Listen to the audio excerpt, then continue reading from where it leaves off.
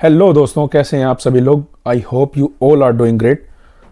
दोस्तों, पिछली वीडियो को डाले हुए ऑलमोस्ट 3 वीक हो चुके हैं और ज़िंदगी में काफ़ी भसड़ चल रही है आजकल, और इसी वजह से शायद वीडियो बनाने का मन भी नहीं कर रहा था। ज़िंदगी जो है टॉक्सिक गर्लफ्रेंड की तरह हो गई है, जिसके साथ में रहना भी नहीं चाहते और उसके बगैर मन भी नहीं लगता। तो क्या करें, जीना पड़ता है। लेकिन वीडियो बनाने का मुद्दा आज मेरा ये नहीं है कि ज़िंदगी कैसे जीनी है या एक मनोस्थिति कैसे ऊपर करनी है।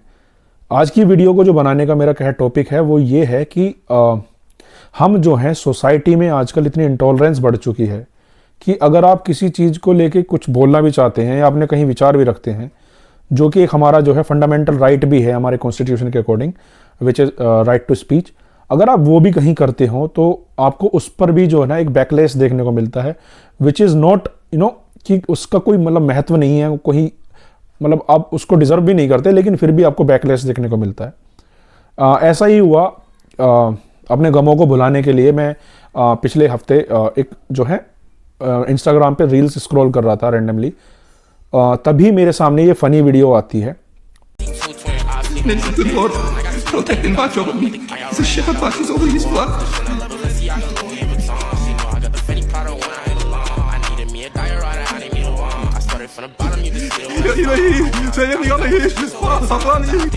Shut up. What about?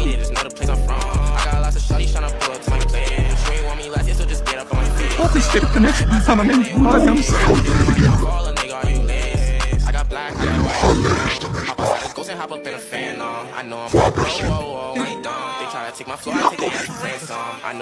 अगर आप इस वीडियो में देखेंगे तो इस वीडियो को देखने के बाद मैंने रैंडमली एक स्पिरिचुअली मोटिवेटेड जोक इस पे कर दिया, विच इज़ कि अगर हनुमान जी होते तो ये घर छोड़ के आता।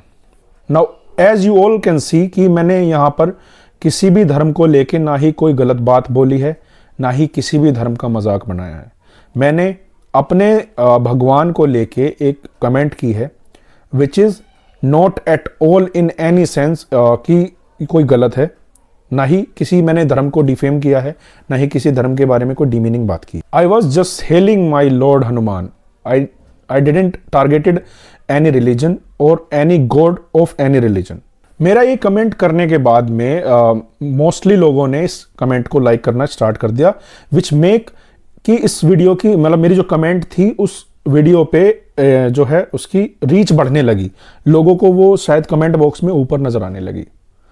और तभी मतलब मैं ये रात के टाइम की बात है, तो मैं उसको कमेंट करने के बाद में मैं सो गया था। लेकिन जैसे ही मैं सुबह उठा तो मैंने देखा कि इस कमेंट पे बहुत सारी जो है रिप्लाई आ रखे हैं, जो और लोगों ने भी उस पर कमेंट किया था। जब उन कमेंट्स को मैंने देखा तो उनमें से सबसे पहला कमेंट तो किसी एक भाई का था, जिन्होंने कहा था कि भाई भागता मतलब घर छोड़ के नहीं आता, वो भाग जाता। तो उसके रिप्लाई में मैंने लिखा था कि भाई भागता, लेकिन उसको घर छोड़ने के बाद भागता। इसमें कोई मतलब गलत बात नहीं थी, वो तो मतलब हमारी आपस में जैसी भी बात थी। लेकिन जब मैंने और कमेंट्स को स्क्रॉल किया तो देखा इसमें मेनली मुस्लिम और जो क्रिश्चियंस थे कुछ, उनके भी कमेंट्स आए हुए थे। इन दोनों ग्रुप्स के लोगों ने मेनली जो है मुझे हेटफुल कमेंट्स देना स्टार्ट किया था, विच बेसिकली मीन्स कि वो कुछ इस तरह की कमेंट्स मेरे पोस्ट पर कर रहे थे, जिसमें से कुछ ये ईसाई भी थे, कुछ मुस्लिम्स भी थे, and they were talking very shit things, and जो एक समाज में लोग हम एक्सेप्ट नहीं कर सकते, वो उस तरह की बातें भी मेरे भगवान के बारे में बोल रहे थे। ये सभी कमेंट्स हमको ये दिखाते हैं कि how intolerant and ill mannered these peoples are. मतलब बिना किसी इनके भगवान का नाम लिए भी ये लोग इतनी ज़्यादा ट्रिगर हो जाते हैं कि हमारे भगवान को गाली देने से भी ये पीछे नहीं छूटते। ये दिखाता है कि इनकी अपब्रिंगिंग कितनी गंदी है और ये किस तरह के इंसान हैं। इनके माँ बापों ने इनको किस तरह की शिक्षा दी है।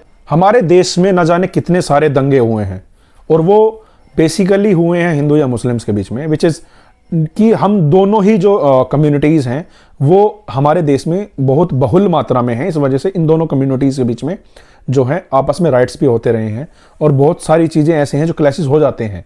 लेकिन मैंने कभी भी अपने जीवन में ये नहीं देखा कि किसी भी क्रिश्चियन माइनॉरिटीज़ के लिए किसी भी तरह से कोई ऐसा रेसिज्म उनको फेस करना पड़ता हो, या किसी भी तरह की कोई जो है उनको अग्रेशन फेस करना पड़ता हो, लेकिन तभी भी आप देख पा रहे हैं कि इन लोगों में कितनी इंटॉलरेंसी है, इनकी सहिष्णुता इतनी ज़्यादा कम है कि ये लोग फिर भी इतना कम होने के बावजूद भी इनकी इतनी हिम्मत बढ़ जाती है कि ये हमारे भगवान को इतनी नीच बात करने से भी पीछे नहीं छूटते।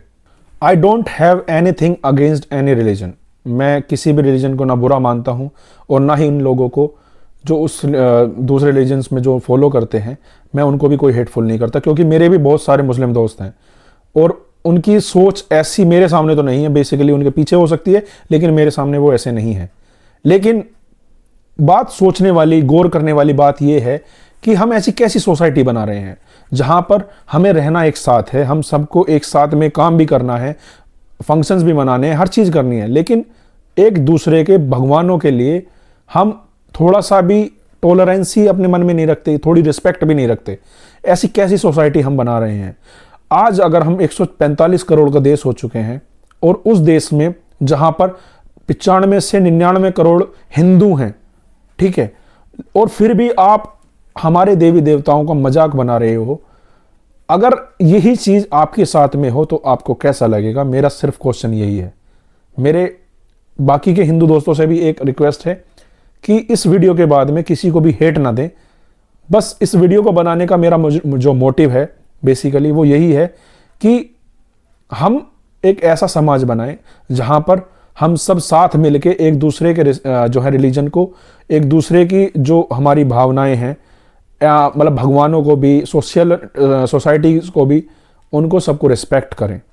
क्योंकि अगर हम ही आपस में टूट फूट जाएंगे ना, तो हमारे देश, हमारे पड़ोस में पाकिस्तान, चाइना, बांग्लादेश, म्यांमार, ये ऐसे बहुत सारे देश हैं जो नहीं चाहते कि भारत प्रोस्पेरिटी की तरफ जाए, एक जो है डेवलप कंट्री बने, क्योंकि उन देशों की खुद की हालात आप देख रहे हैं।